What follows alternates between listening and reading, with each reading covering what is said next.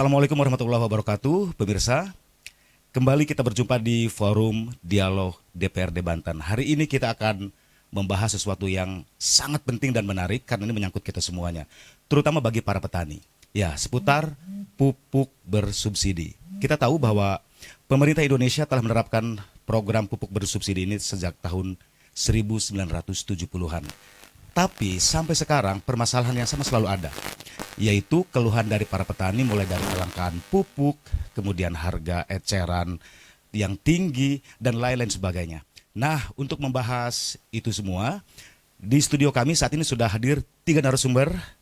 Yang pertama, kami ucapkan selamat datang kepada Bapak Haji Asep Awaludin, anggota DPRD Provinsi Banten. Kang Asep, hatur nuhun sudah datang di studio kami. Kemudian Bapak TB Fahmi Adam, beliau adalah fungsional ahli muda dari Dinas Pertanian dan tokoh masyarakat mewakili masyarakat Provinsi Banten. Tentu saja kita ucapkan selamat datang kepada Kiai Abi Suudi, Pak.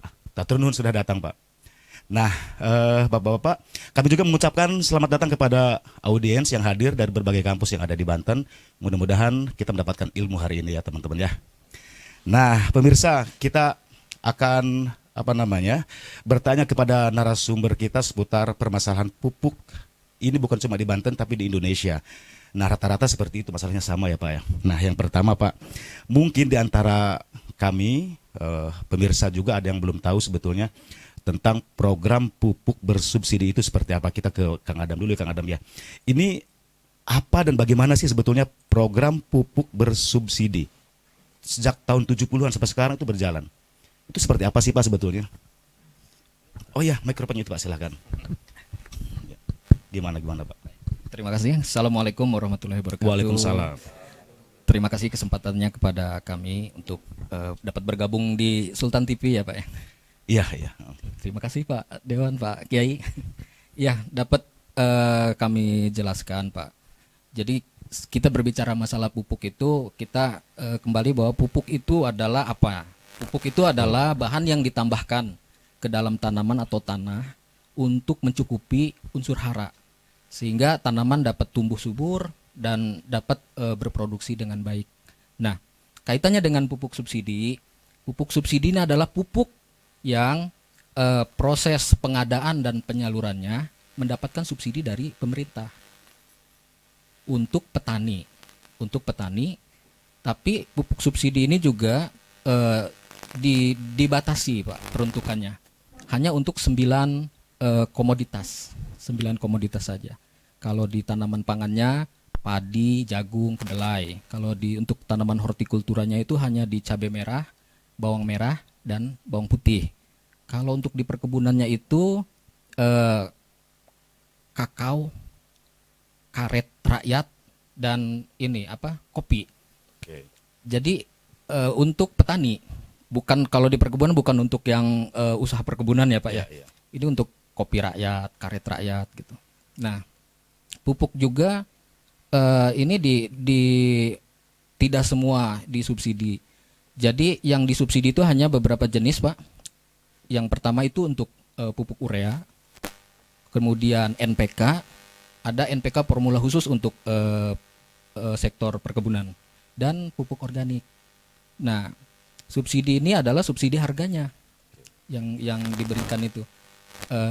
Jadi kalau harga non subsidi pupuk urea saja misalkan di angka 10.000 sampai 12.000, disubsidi oleh pemerintah sehingga harganya itu hanya mencapai 2.250 per kilo. Nah, ini sangat meringankan sekali buat petani. Tetapi petani yang menerima subsidi pupuk itu juga diatur, Pak. Iya. Jadi bagaimana mengaturnya? Jadi pupuk subsidi ini diberikan kepada petani. Yang pertama itu adalah petani tersebut harus terdaftar di RDKK namanya. Itu apa tuh, Pak? Elektronik Rencana Definitif Kebutuhan Kelompok, Pak. Pertama itu semua petani itu harus tergabung di dalam kelompok tani. Poktan. Iya. Dan kemudian terdata di dalam Simluhtan, Pak. Sistem Manajemen Penyuluhan Pertanian. Itu merupakan database rumah data semua sektor pertanian itu terdata di Simluhtan. Tetapi tidak semua petani yang terdata di Simluhtan itu bisa masuk ke dalam daftar ERDKK. Yang bisa masuk ke dalam daftar ERDKK itu adalah yang pertama, petani yang melakukan budidaya di 9 komoditas yang saya sebutkan tadi. Iya. Ya. Yang kedua, luas garapannya itu maksimal 2 hektar. Jadi diutamakan itu petani-petani yang luas garapannya di bawah 2 hektar. Gitu. Iya. Jadi bukan bandar ya Pak ya? Bukan. Bukan orang kaya banget. Gitu. Bukan. Memang untuk ini Pak. Jadi gini. Tadi bicara pupuk subsidi. Pupuk subsidi ini distribusinya itu secara tertutup Pak. Jadi yang mendapatkan itu adalah benar-benar petani yang terdaftar di ERDKK, elektronik tadi rencana definitif kebutuhan kelompok. Ini banyak misalkan ada pupuk langka, pupuk sulit. Ini memang harus kita kembali telusuri siapa yang mengatakan itu gitu. Kalau petani itu tidak terdaftar di ERDKK, ya memang sulit karena dia tidak bisa menebus pupuk, Pak. Jadi yang menebus pupuk itu adalah petani-petani yang memang terdaftar di ERDKK. Nah, bagaimana dia terdaftar di ERDKK? Itu dia bergabung ke dalam kelompok tani. Bergabung ke dalam kelompok tani, masuk ke dalam data Simluhtan, kemudian didaftarkan di ERDKK. Yang biasanya setiap awal tahun itu ketua kelompok tani bermusyawarah dengan tim penyuluh merumuskan siapa di poktannya petani berbudidaya apa, kemudian didaftarkan dan oleh petugas penyuluh pertanian itu nanti didaftarkan ke dalam sistem ERDKK. Yang kemudian secara berjenjang nanti akan disetujui oleh kabitnya, oleh kepala dinas pertanian kabupaten. Nah, petani-petani yang terdaftar di RDKK dan sudah disetujui oleh kepala dinas itulah yang dapat menebus pupuk bersubsidi seperti itu. Ya. Terus Pak, bagaimana kita memantau atau mengawasi bahwa pupuk ini benar-benar digunakan kepada 9 komoditas tadi dan jatuh kepada orang yang tepat? Ini menarik sekali ini Pak pertanyaannya. Disitulah kita memiliki lembaga Pak. Dari mulai tingkat kabupaten, dari mulai penyuluh, dari mulai kelompok tani, semuanya itu bekerja dan memastikan pupuk ini diterima oleh petani. Jadi penebusan pupuk ini petani datang ke kios membawa KTP, nanti di situ ada sistem kita namanya IPUBER, integrasi pupuk organik pupuk bersubsidi. Petani yang terdata di situ otomatis dia bisa menebus pupuk, Pak. Kalau yang tidak terdata, ya tidak bisa menebus pupuk. Baik. Tapi sejauh ini secara secara luas terpenuhi Pak stok pupuk Pak, mencukupi ya termasuk di Banten gitu. Baik Pak. Berbicara masalah mencukupi, ini saya ada data ya Pak ya. Ada data. Untuk tahun 2024 ini ada 445.431 petani yang terdaftar di Simluhtan. Iya. Kemudian dari petani yang terdaftar di Simluhtan itu terdaftar di RDKK 310.450. Artinya baru 69% petani yang terdaftar di Simluhtan itu ada di dalam ERDKK. Tadi mungkin faktornya tidak budidaya di 9 komoditas. Tadi juga misalkan di atas 2 hektar. Baik. Intinya cukup gitu Pak ya. Nah, ke Pak Dewan sekarang. Ke Kang Asep. Kang Asep, stok cukup melimpah lah kata Pak Adam tadi, Kang Fahmi tadi. Tapi masih ada permasalahan yang kita dengar. Apalagi Pak Dewan pasti banyak laporan dari warga, mulai dari kelangkaan tadi itu, terus juga harga eceran tertinggi tidak sesuai dan sebagainya. Ini gimana menanggapi permasalahan ini? Selalu saya ada masalah gitu. Ya, Gimana? terima kasih Kang Asep. Pak Fahmi.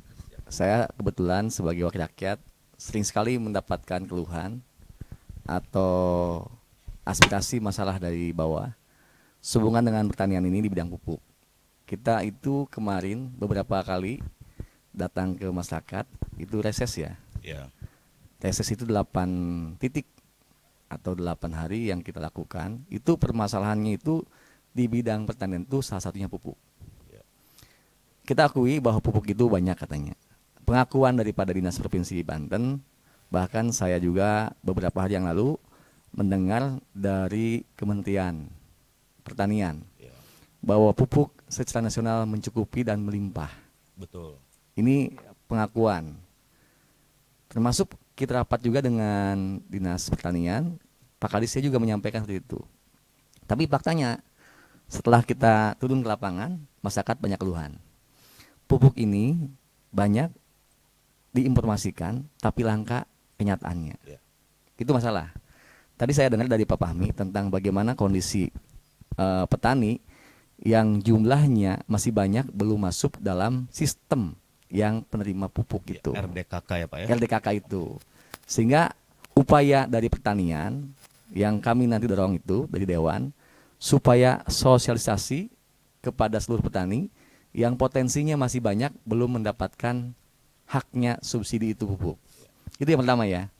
Karena banyaknya orang yang mengeluh berarti belum mendapatkan data yang real. Artinya secara sistem banyak yang belum mendapatkan itu karena datanya belum masuk ke sistem. Betul Pak Fahmi? Mungkin itu satu. Yang kedua, ada juga mungkin distribusinya yang terhambat. Karena saya melihat di bawah itu sedikit sekali emang yang mau menjualan pupuk. Informasi ini pun yang saya dapatkan dari Kadis. Kenapa? Karena regulasinya dengan harganya dan upah atau keuntungannya rugi bahkan. Kalau seandainya si kios itu jualan pupuk dengan mendapatkan sekian rupiah, mereka dengan risiko dan dengan biaya yang besar, mereka rugi. Itu salah satu mungkin yang ke depan itu harus kita pikirkan, bagaimana dinas dari kabupaten provinsi ini supaya ke depan pupuk langka ini yang katanya banyak, bahkan 2 kali lipat lebih banyak dibanding kebutuhan nasional, betul-betul dirasakan oleh petani. Gitu. Solusinya apa? Ada kebijakan yang baru dari pemerintah daerah, yaitu mensubsidi. Mensubsidi pelaku pertanian atau kios-kios yang tadinya tidak mau berjualan pupuk, karena dijual mahal juga mereka berisiko. Betul. Kenapa? Pidana. Ya. Gitu. Solusinya biar mereka bisa mendirikan warung atau membuka warung kios ya dengan cara subsidi dengan Dinas Pertanian. Untuk apa? Untuk memastikan bahwa pupuk di lapangan tersedia. Ya. Distribusi berarti kan. Berarti pola distribusi ke depan harus kita perbaiki sehingga ke depan upaya untuk subsidi atau anggaran pun bisa jadi ke depan ya. Mungkin kita dorong untuk sana. Iya, betul. Gitu. Untuk memastikan satu, data yang petani banyak yang belum masuk sistem, yang kedua adalah distribusi yang terhambat karena ada regulasi yang orang tidak mau berjualan karena kecil untungnya bakal rugi, ya kan? Kalau tipis mungkin mereka masih mau ya Pak ya. Kalau tipis masih mau. Ini rugi. Gitu. Ini rugi. Dan kalau dipaksakan mereka menjual lebih, banyak yang berisiko pidana. Akhirnya pidana. Itu solusinya ke depan bagaimana peran pemerintah daerah ini memberikan bantuan. Iya. Gitu betul, untuk subsidinya bukan subsidi pupuk ya, tapi subsidi kepada bagaimana pelaku penjual pupuk. Baik, Gitu. baik. Nah, saya pengen tahu sebetulnya berapa sih keuntungan pemilik kios yang untuk menjual pupuk itu setiap kilogramnya. Tapi saya ke tokoh masyarakat kita dulu nih. Pak Sud, ini dari pemerintah, ini juga mewakili pemerintah eksekutif dan legislatif. Permasalahan ada, ini stok tersedia tapi permasalahan ada. Langsung, kalau tokoh masyarakat kan tahu mungkin lebih banyak permasalahan lain. Mungkin ada masalah-masalah lain yang Bapak ketahui seputar permasalahan pupuk di petani kita nih, Kang. Baik, terima kasih. Assalamualaikum warahmatullahi wabarakatuh. Setelah saya mendengar informasi dari pihak Dinas Pertanian juga Pak Dewan, justru sepertinya ada misinformasi ya, kontraproduktif ini. Ternyata kalau dari pihak dinas mengatakan bahwa pupuk ini lebih dari cukup, melimpah, tapi di masyarakat justru sering saya dengar terjadi kelangkaan atau si petani yang mestinya dia berhak menerima pupuk, dia tidak mendapatkannya. Diakibatkan oleh banyak hal, diantaranya umpamanya susah mendapatkannya.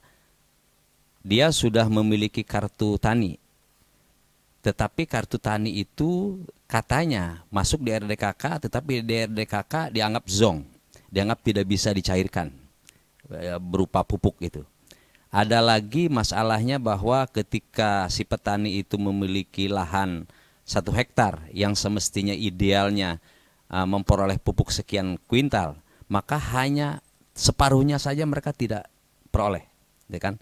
Kemudian tadi disampaikan bahwa kalau saja mereka itu sudah masuk di dalam kelompok tani, ya kan, tentunya mereka harus leluasa karena mereka sudah mendapatkan data, sudah mendapatkan jatah bahwa mereka harus dapat haknya pupuk subsidi itu.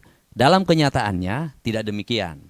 Nah, ketika kan tiap saat itu para petani ada yang tahun ini, tahun tanam ini mereka aktif, ada tahun tanam berikutnya mereka nggak aktif gitu kan, diganti lagi dengan yang lain. Nah, pada pergantian itu sering terjadi kekacauan. Ketika pada tahun ini umpamanya yang tadinya tahun tanam kemarin dia tidak ikut nanam, tahun ini ketika mereka nanam mereka tidak dapat bagian. Nah, konon katanya juga ketika ini mereka masuk di dalam kelompok tani yang baru, itu dipersoalkan, dipersulit oleh kelompok tani yang sudah ada karena anggapannya akan mengurangi jatah pupuk ya yang mereka peroleh. Baik. Nah, jadi itu banyak permasalahan-permasalahan klasik yang dari dulu sampai sekarang selalu aja timbul, gitu kan. Tapi mudah-mudahan saya dengar pemerintah pusat katanya sudah merubah kebijakan dan menambah kuota pupuknya. Mudah-mudahan di kemudian hari itu tidak lagi terjadi. Permasalahannya menurut saya pihak dinas ini tidak sering turun ke bawah sehingga permasalahan itu berulang lagi, gitu kan. Itu kira-kira. Oke, baik. Kita akan bicara seputar regulasi termasuk juga tadi keuntungan kios, permasalahan tadi yang diungkapkan oleh Pak Suudi dan lain sebagainya setelah di segmen berikutnya ya Pak ya, setelah break berikut ini.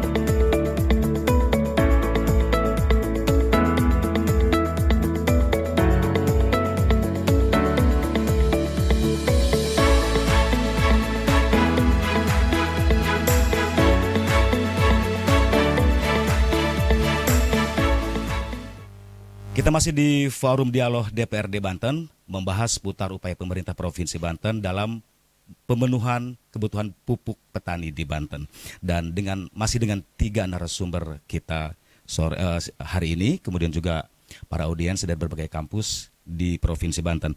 Kembali ke Bang Fahmi ini. Bang Fahmi, tadi banyak sekali masalah, ternyata salah satunya regulasi. Nah itu sebetulnya kayak gimana sih Kang?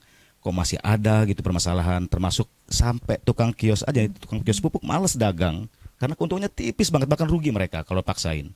Gimana Kang regulasi penyebaran pupuk di Banten? Baik, terima kasih. Jadi ini menarik ya Pak Dewan, Pak Kiai. Jadi memang di budidaya pupuk ini pemasaran penyaluran pupuk subsidi ini dari keuntungannya itu hampir 16 tahun sepertinya tidak ada kenaikan. Jadi 1 kilonya itu keuntungannya di kisaran 75 perak, Pak. 75 perak. Iya. Yang nggak ada kan bentuknya 75 perak sekarang ya. Cepet udah hilang udah nggak mungkin ada. Ya, Oke. jadi 75 rupiah per kilo keuntungannya. Ya kita bayangkan saja Pak, dari 16 tahun yang lalu mungkin sampai sekarang itu keuntungannya memang tidak ada kenaikan. Kemudian dari pupuk ini kan barangnya banyak ya Pak ya. 10 ton pupuk itu keuntungannya 750.000. Sementara pupuk ini 10 ton kan membutuhkan ruang penyimpanan, penanganan yang lumayan, Pak. Itu kalau garasi penuh tuh Pak. Penuh, Pak, kan Penuh harus ya? sewa gudang. Harus punya gudang. Artinya kan Oke. membutuhkan biaya penanganan Betul. yang ini juga. Kemudian juga pupuk ini bukan barang yang cepat laku gitu, Pak. Oke. Nggak kayak gas, mungkin tabung gas gitu kan, Pak. Cepet laku gitu kan.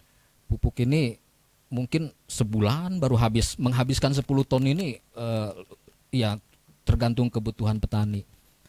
Kemudian kios itu juga dituntut eviden, Pak. Oke. Pertanggungjawaban. Pupuk itu disalurkan kemana, kepada siapa. Petani menebus pupuk itu harus dipoto orangnya Oke. dengan pupuknya. Harus ada tanda tangan digitalnya di aplikasi kita iPuber. Semuanya berbasis elektronik, yang banyak juga kios yang SDM-nya belum Ya. memadai ke situ juga gitu kan. Ini menarik, Pak. Untuk tadi ya pendaftaran petani itu, syarat mendapatkan pupuk itu petani terdaftar di ERDKK. Hanya itu, Pak. Sehingga dia datanya, nicknya, namanya itu terdaftar di dalam sistem. Sehingga ketika dia menebus, terbaca di dalam sistem iPuber dan dia menebus, sudah tertera di situ dia mendapatkan kuota berapa. Jadi kuota sekarang ini di Permentan 01 tahun 2024 itu sudah kembali ke ERDKK itu, Pak. Kalau dulu alokasi sebutnya. Jadi dipatok. Petani sekian hektar dapatnya sekian. Oke. Sesuai dengan kemampuan keuangan negara. Nah, kalau sekarang maksimal itu adalah ERDKK. Misalkan si petani A nyawahnya 1 hektar. Dia kebutuhan pupuk ureanya 200 kilo. NPK-nya misalnya 250 kilo. Itu di ERDKK dan itu sudah sesuai dengan rekomendasi BSIP. Ada di situ. Nah, ini menarik untuk stok tadi, untuk pendaftaran tadi, Pak. Ini kalau dulu pendaftaran itu setiap akhir tahun. Jadi kalau misalkan ada petani yang meninggal, petani yang tidak menggarap, petani sebagainya itu baru bisa diperbarui nanti akhir tahun lagi. Setahun sekali. Tapi sekarang di Permentan 01 itu, Pak, itu bisa 4 bulan sekali. Bisa 4 bulan sekali. Jadi kalau petani yang belum terdaftar ya daftar. Petani yang pindah garapan bisa di-update gitu, Pak. Bisa diupdate. Terus sekarang untuk penebusan pupuk itu juga sudah dipermudah. Kalau dalam hal misalkan petani yang berhak menebus pupuk itu, biasanya petani di kita ini kan kebanyakan penggarap, hampir 60%. Iya. Petani penggarap, bukan yang penyelahan. Bisa saja yang didaftarkan kepala keluarganya. Begitu udah tani, dia kerja misalkan ke luar kota, entah ke Jakarta, entah kemana gitu kan. Kalau dulu yang menebus pupuk harus yang punyanya, dipoto nicknya. Kalau sekarang sudah dipermudah, bisa diwakilkan ke anggota keluarganya. Yang penting ada dalam satu kartu keluarga itu. Kalau yang meninggal bisa Pak diambil oleh ahli warisnya, seperti itu. Dipindahkan, dipindah tangankan. Ini menarik untuk stok, Pak, kita banyak, Pak. Untuk urea ini sekitar 263% dari stok minimum. Untuk NPK itu di angka 135. Nah, kaitan untuk penebusan pupuk, Pak. Untuk penebusan pupuk dari 310.450 petani yang terdata di ERDKK itu baru 53% yang menebus pupuk dari Januari sampai saat ini, Pak. Artinya baru 165 ribuan, ada 46%. Sekitar 144.000 petani yang belum melakukan penebusan pupuk dari Januari sampai saat ini. Baik. Itu angka yang besar, Pak. Itu tidak menebus, apa mereka memang sulit mengakses atau kayak gimana tuh, Pak? Di data kita, Pak, ini dia belum melakukan penebusan dari Oke. Januari sampai sekarang. Jadi belum ada transaksi, belum si petani itu. Baik, Pak Dewan, menanggapi permasalahan tadi, Pak, yang disampaikan oleh Kang Fahmi, penebusan yang di bawah minim, kemudian juga keuntungan kios dan sebagainya. Gimana dari DPRD? Ini sebutnya sifatnya membantu atau gimana? Atau ngasih masukan dari Dewan kayak gimana? Iya. Sebetulnya tadi dari sesi pertama saya sampaikan juga, tapi saya lengkapi lagi. Kalau mengenai mekanisme pupuk itu, datang ke petani itu kan lewat kios atau toko warung lah. Iya.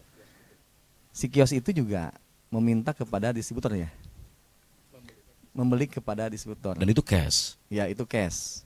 distributor barulah ke pengajuan. Tahapannya kan gitu ya.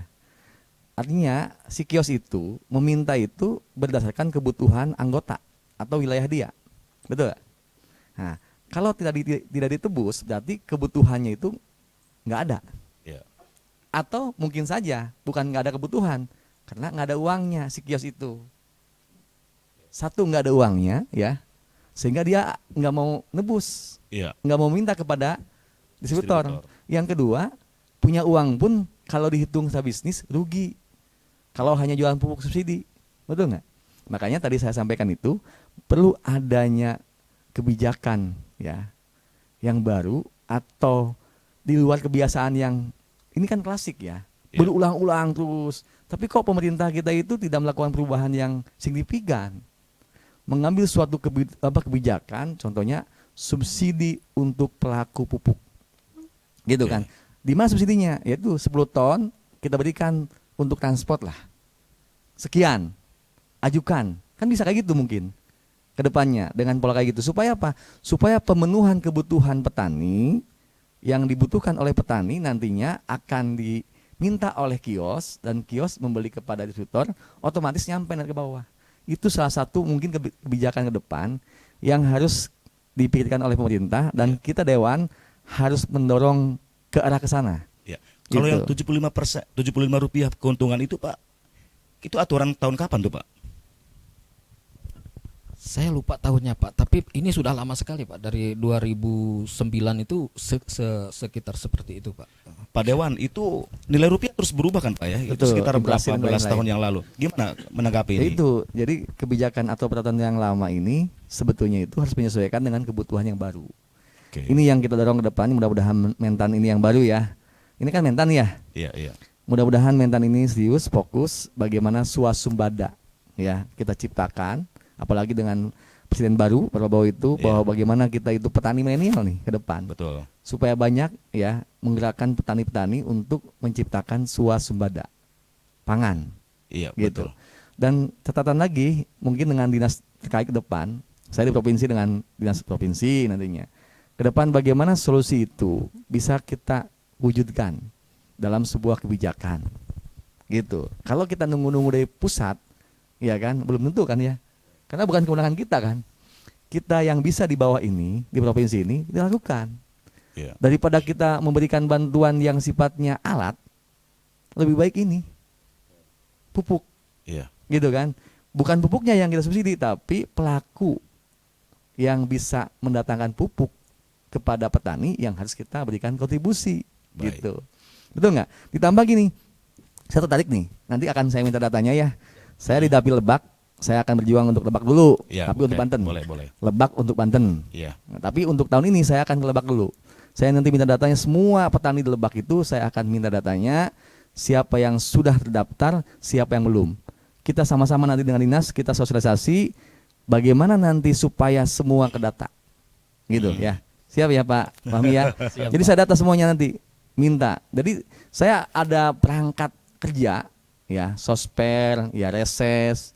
Ke depan akan saya maksimalkan untuk tadi itu sosialisasi kepada petani, bagaimana petani ke depan itu betul-betul memahami dan mengetahui tentang bagaimana prosedur mendapatkan pupuk. Iya. Gitu kan. Bahkan bila perlu ke depan nih, pupuk ini juga kan harus kerjasama dengan BUMDes. Itu belum ya Pak ya? Belum kayaknya. Oke. Gitu kan. Hmm. Karena gini sayang ya, pemerintah daerah kita itu ya kan memberikan bukan subsidi, bantuan kepada desa ya. Salah satunya kan ada BUMDes ya. Alangkah baiknya ya kalau BUMDes bisa memberikan kontribusi kepada petani masyarakat dalam bentuk dari itu pertanian subsidinya itu dari pupuk. Jadi Baik. kita ngasih subsidi itu ke BUMDes bisa, koperasi bisa, perorangan bisa, asal mereka mau melakukan ya kegiatan di bidang pertanian dalam hal ini untuk menciptakan terwujudnya pupuk ada di masyarakat. Betul. Pak, kios pupuk itu satu desa atau satu kecamatan? Berapa jumlahnya Pak? Ada aturannya enggak? Gini Pak, jadi kios pupuk itu kebetulan yang mengangkat kios itu distributor. Oh, Distributor nanti yang oke. mengangkat itu. Sudah ada pembagiannya. Jadi Bisa satu kecamatan ada yang 2, ada yang 4. Itu tergantung dari alokasinya, alokasi jumlah petani yang ada di situnya. Karena kaitannya dengan keekonomiannya, Pak, keuntungannya. Kalau dalam satu kecamatan misalkan dengan alokasi pupuknya yang kecil, kiosnya banyak, ya keuntungannya gimana tuh? Iya. Jadi Baik. ada di situ ininya. Ya, mudah-mudahan nanti ada aturan baru atau regulasi baru sehingga orang lebih tidak hanya lebih tertarik buka konter handphone atau jual pulsa dibandingkan jual pupuk ya Pak ya, karena tadi itu kalau harus rugi orang juga nggak mau. Tambahan tapi Pak, gimana sedikit gimana? sebelum ini tambahan. Selain daripada tadi itu, karena gini pupuk juga Pak Kiai ya, banyak disalahgunakan oleh oknum Nah, itu. pengusaha. Itu yang kita harus wajib turun ke masyarakat, sosialisasi, penegakan hukum. Kita harus bagaimana mendampingi dalam pengawasan. Karena tidak sedikit orang kaya dari pupuk loh Pak. Betul nggak? Orang petani miskin kecil yang lahannya hanya 2 hektar ke bawah itu susah mendapatkan pupuk, tapi pelaku pupuk tidak sedikit orang yang kaya. Kok bisa begitu ya? Itu juga Oke. salah satu PR saya ya sebagai dewan, harus bagaimana mengawasi pelaku-pelaku bisnis pupuk yang konon katanya pupuk ini disubsidi tapi dijualnya komersil gitu. Oke. Baik. Nanti kita akan bahas lagi masalah ini.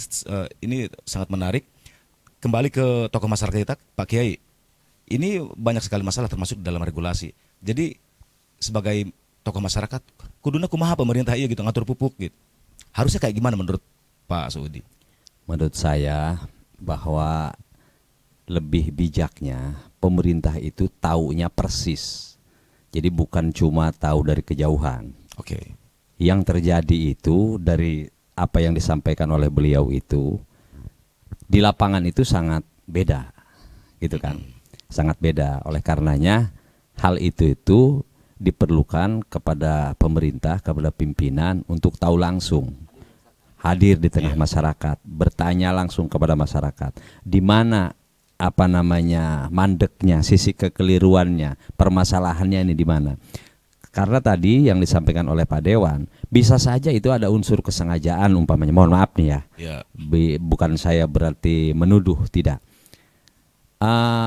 Petani kan laporannya bahwa dia ketika datang ke kios tidak ada, ya kan? Betul. Mungkin saja kios itu sendiri tidak menebus karena resikonya harus dengan uang, dan dia menebus barang belum tentu bisa cepat laku, kan seperti itu.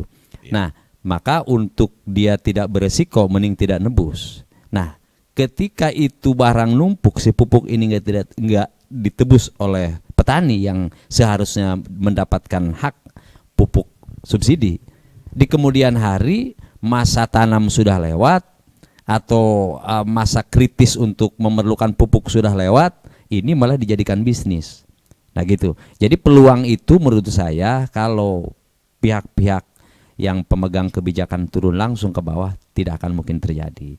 Tetapi saya optimis setelah mendengar bahwa di kemudian hari pupuk ini akan langsung ke petani, meskipun teknisnya seperti apa, ya kan? Ke petani langsung itu juga bukan sesuatu yang mudah. Petani nerima langsung ada duitnya kan, nerima gitu kan. Beda dengan bantuan sembako, mereka datang nggak pakai nebus. Kalau ini kan harus pakai nebus. Gimana kalau tidak terebus, apa dibawa lagi ke distributor, kan tidak mungkin. Nah itu kira-kira Pak. Baik. Kang Fahmi, pupuk ya masalah petani itu kan bukan bagaimana tanamannya subur kemudian berbuah dan sebagainya. Kalau misalnya dia kena hama, kena wereng dan sebagainya itu, pupuknya termasuk dalam anggota obat nggak? Bukan kan? Bukan, Pak. Oke, Bukan. berarti nanti dijelasinnya. Nah, Pak Kang Asep, nanti kita akan bahas tentang tadi itu. Kok ada orang kaya dari pupuk? Mungkin mafia kali, Kang ya. Nah, nanti kita bahas itu. Dan Kang, tokoh masyarakat dan juga melakukan pembinaan terhadap para santri melakukan upaya pertanian. Nanti juga saya minta cerita nanti ya. Santripreneur. Ya, boleh. Nah, itu kayak gimana? Santripreneur itu. Ya, itu kayak gimana? Yang berjalan seperti Santri kita didik bagaimana dia kita edukasi agar dia juga memahami bagaimana cara bertani, bisnis pertanian itu seperti apa, yang sebetulnya itu adalah menarik dan menguntungkan. Oke, di segmen ketiga kita akan bahas itu, juga kita akan gimana caranya agar pertanian ini menjadi punya daya tarik gitu bagi para generasi muda. Setelah break berikut ini tetap di Forum Dialog DPRD Banten.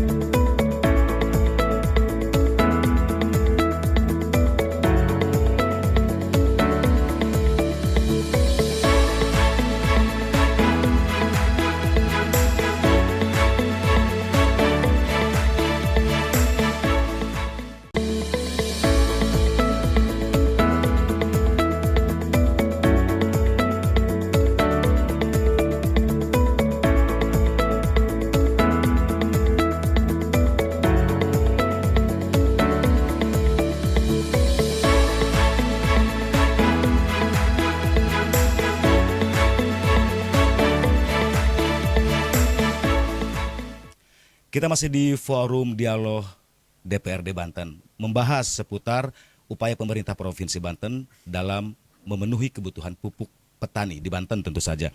Tadi sudah dijelaskan bagaimana regulasi, bagaimana stok pupuk di Banten dan Indonesia, kemudian permasalahan-permasalahan yang selalu muncul dari tahun ke tahun, dari dulu sampai sekarang, dan itu selalu ada. Nah, di sini ada audiens yang mungkin ingin bertanya seputar pembahasan kita hari ini, seputar pupuk, silahkan. Mungkin ada, ini ketiga narasumber kita. Ini siapa yang pertama? Perkenalkan, nama saya Hilda Saputri dari UIN SMH Banten. Izin bertanya Bapak, bagaimana upaya atau peran DPRD Banten dalam mendorong penyediaan pupuk ke pemerintahan, dan apa sih tindak lanjut yang sudah dilakukan oleh DPRD? Terima kasih Pak. Oke, upaya DPRD Banten untuk mendorong ketersediaan pupuk dan sebagainya. Dan tindakan apa yang telah dilakukan? Oke, Ya, oke, terima baik. kasih. Dan yang jawab dulu apa langsung yang kedua? Yang kedua dulu kali ya, biar enak. Yang kedua dari mana? Silahkan perkenalkan diri. Izin bertanya Pak. Silahkan. Perkenalkan, nama saya Fadli Aulia Ahmad, Universitas dari Bina Bangsa. Pertanyaan kedua, cara pemerintah menghimpun kebutuhan pupuk pertanian Banten. Gimana tadi? Apa saja? Cara pemerintah menghimpun kebutuhan pupuk pertanian Banten. Oke, baik. Terima kasih. Tadi ada dua pertanyaan, yang satu dari UIN, yang kedua. Oke, baik. Terima kasih. Ke Pak Dewan kayaknya tadi. Bagaimana, apa peran anggota DPR atau Dewan lah dalam mendorong ketersediaan pupuk, kemudian dan lain-lain sebagainya. Silakan. Terima kasih pertanyaannya. Dengan siapa tadi? Ismi. Dengan Hilda, ya. Neng Hilda ya. Ya. Jelas tentunya upaya Dewan salah satunya kita itu di kepengawasan ya.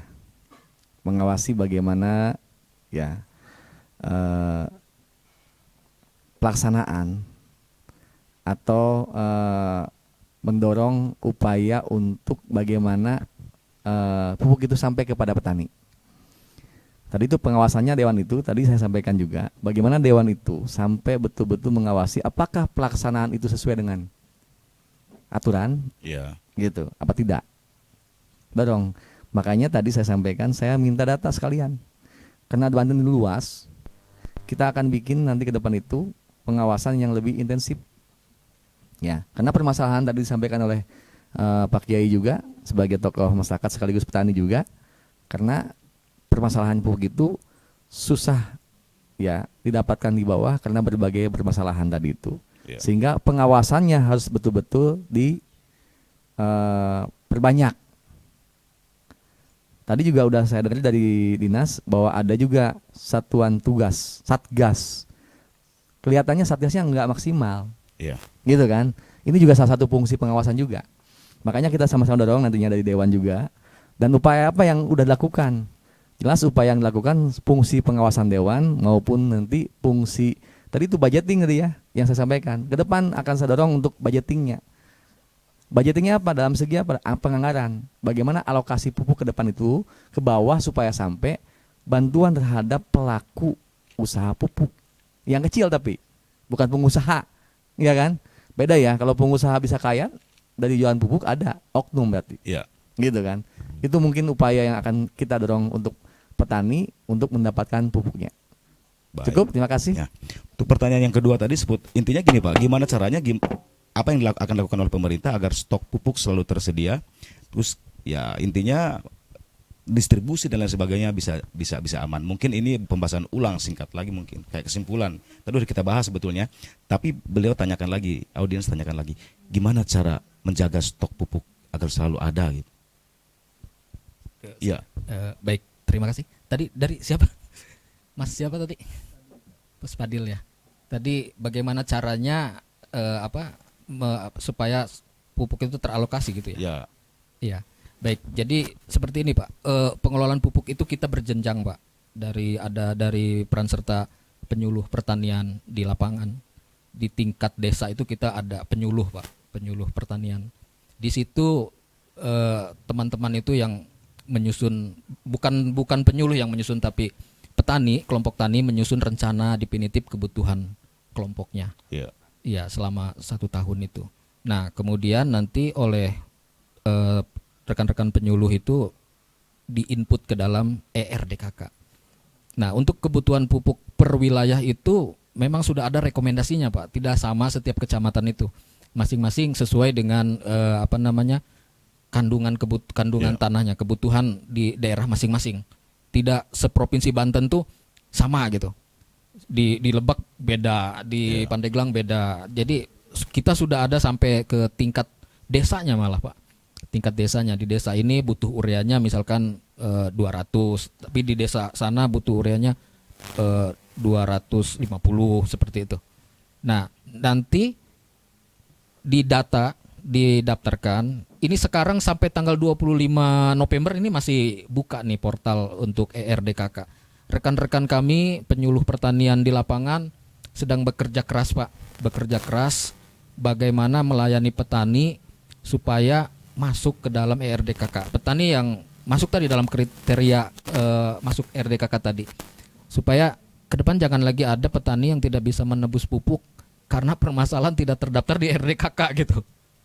Karena pintunya cuma itu gitu. Iya, betul. Jadi, nah sampai tanggal 25 ini rekan-rekan kami di lapangan berjibaku dengan segala macam problematikanya ya. Ya, karena ini dia sistemnya elektronik, ada aplikasinya yang error, nge-lag lah macam-macam, Pak. Karena se-Indonesia ini, Pak. Se-Indonesia sekarang aplikasinya sedang dibuka dan semua masuk. Dan ya itu, kadang-kadang malam, Pak, penyuluh itu sampai jam 2 malam dia bekerja untuk memastikan bahwa petani terdaftar di dalam sistem RDKK sehingga tidak ada petani yang tidak mendapatkan pupuk karena namanya tidak terdaftar. Ya, kami juga berharap supaya petani juga peran sertanya aktif juga nih, Pak. Betul. Karena itu kan dibutuhkan KTP, fotokopi, NIK-nya, pendataan seperti itu supaya dipermudah juga gitu tuh. Kadang-kadang petani juga ada yang nggak mau juga itu, Pak, menyerahkan fotokopi KTP-nya, Pak. Jadi rekan-rekan penyuluh juga kesulitan gitu dalam hal itu. Tapi mudah-mudahan kedepannya tidak seperti Baik. itu. Nah, Pak, sekalian aja Pak tadi itu, Pak. Di kita kan ada Dinas Pertanian Provinsi, ada Dinas Pertanian Kabupaten. Nah, itu porsi kewenangannya masing-masing gimana itu, Pak, ke petani? Di bidang pupuk ya, Pak ya. Ya, di bidang Di pupuk. bidang pupuk ini kita alokasinya berjenjang, Pak. Jadi pertama itu pupuk nanti di SKK-nya itu oleh SK Menteri, Pak. Alokasi per provinsi. Ya. Jadi di tingkat nasional itu yang bunyi SK-nya itu provinsinya. Provinsi Banten mendapatkan alokasi pupuk sekian ribu ton. Nah, dari provinsi itu kemudian nanti akan kita breakdown ke kabupaten kota sesuai dengan presentase yang terdaftar itu, Pak. Baik. Kemudian nanti di breakdown oleh kabupaten kota ke tingkat kecamatannya. Kalau yang saat ini, Pak, yang tahun ini di tingkat provinsi itu kita tindak lanjuti dengan SK Gubernur. Ya. Bunyinya nanti misalkan Kabupaten Lebak dapat ureanya sekian, dapat NPK-nya sekian. Nah, itu ditandatangani oleh gubernur. Baik. Begitu juga di kabupaten. Nanti SK-nya SK Bupati. Oke. Nah, terkadang proses itu, Pak, yang ini juga gitu kan agak lumayan membutuhkan waktu. Ya. Jadi kadang-kadang ada juga ya membutuhkan waktu gitu, Pak. Baik. Kang Sudi, mungkin kita harus mulai berpikir bagaimana caranya petani kita tidak selalu bergantung kepada pupuk. Nah, itu gimana, Pak? Iya. Kalau saya justru maaf ya, sebaliknya. Saya ini pelaku petani. Ya. Selama beberapa tahun saya melakukan pertanian itu justru saya menghindari pupuk-pupuk kimia. Oke. Ya, karena apa? Saya berpikirnya tidak sederhana, mohon maaf. Menurut saya pupuk kimia ini adalah bagian dari konspirasi ya. Ya, konspirasi. Jadi masyarakat Indonesia itu sengaja ditanamkan pemikiran jauh dari prinsip-prinsip budaya dan kebiasaan orang-orang tua kita. Oke. Di kita di Indonesia ini dikenal dengan masyarakat agraris, masyarakat maritim. Agraris dan maritim itu dua hal itu sebetulnya bisa membuat kita kaya. Ya. Dan negara kita ini kalau saja kita masih memegang patokan bahwa tongkat dan apa yang jadi tanaman itu? Ya, lagu itu. Ya. Itu kan artinya bahwa kita ini subur makmur. Betul. Kenapa kok tiba-tiba kita menjadi tidak pede bergantung kepada satu produk yang justru produk itu bisa membahayakan. Ya. Nah, ini maksudnya kita diserabut dari akar budaya kita ini. Baik, baik. Ya kan? Yang kedua, bukan cuma untuk itu, untuk mencabut dari akar budaya, agar kemudian kelak generasi muda kita ini menjadi generasi yang instan. Ya kan? Generasi yang tidak sehat. Generasi kita yang instan gimana? Ya kan kalau pakai pupuk kimia tadi itu Ya. diaur besok langsung hijau, ya kan? Kalau pupuk ini apa namanya? Organik. Pupuk organik kan stepnya panjang, Ya. tetapi dia tidak melawan takdirnya tanah, justru tanah makin subur. Kalau dengan apa namanya? Pupuk kimia, justru tanah diperkosa, lambat laun dia jadi ngamuk tanahnya ini, berontak, sehingga dia tidak lagi mau ditanam. Iya Betul. kan? Nah, itu menurut saya harus dipikirkan oleh pemerintah pusat. Baik. Jadi jangan sampai apa namanya pemerintah ini baik di pusat maupun di daerah terbawa arus oleh apa namanya pelaku pasar. Ya. Ya kan? Pelaku pasar yang selalu ingin instan, ingin dapat untung segera segala macam. Nah, kita ini seperti mau negara ini sepertinya mau cuman berumur 50 tahun gitu loh. Padahal kita akan ribuan tahun, Ya. harus tetap sejahtera. Maka berpikirlah kita bagaimana step demi step ini untuk jangka panjang anak cucu kita. Ini kan membahayakan dengan pupuk kimia. Baik. Itu menurut saya. Terima kasih. Itu sudah termasuk closing statementnya Pak Sudi sebagai tokoh masyarakat. Sekarang harapan atau masukan dari Pak Dewan nih, Kang Asep sebagai closing statement, silakan. Apa saja? Tentunya selain daripada saya ngedukung dengan ide Pak Kiai, karena kita jangka panjang, negara ini hidup ribuan tahun, bahkan 80 jutaan tahun ya. Karena ada anak cucu kita ke depan yang harus menikmati kekayaan kita. Kebijakan ke depan harus emang berpihak kepada petani yang jangka panjang, Iya. jangan jangka pendek, apalagi jangka imah. Artinya ke depan itu pertanian itu harus difokuskan kepada sektor-sektor jangka panjang yang tidak merusak alam. Iya. Itu yang pertama. Yang kedua, sebagai anggota dewan, tentunya saya harus betul-betul mengawal, memastikan kebutuhan dan anggaran yang pemerintah sudah berikan kepada masyarakat sampai dan dinikmati oleh masyarakat secara adil dan merata. Itu Baik. prinsipnya. Supaya memberikan kesejahteraan kepada masyarakat, itu tugas dewan harus menjaga dan mengawal itu. Itu, terima kasih. Oke, terima kasih. Kang Fahmi, sebagai closing statement, harapan ke depan, apa saja? Baik, terima kasih sebelumnya Pak Kiai, Pak Dewan.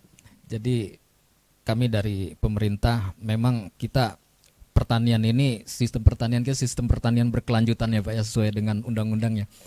Temanya artinya pertanian berkelanjutan ini pertanian yang mampu menyediakan bahan pangan buat kita masa sekarang tapi tidak mengganggu anak cucu untuk pemenuhan pangannya Pak.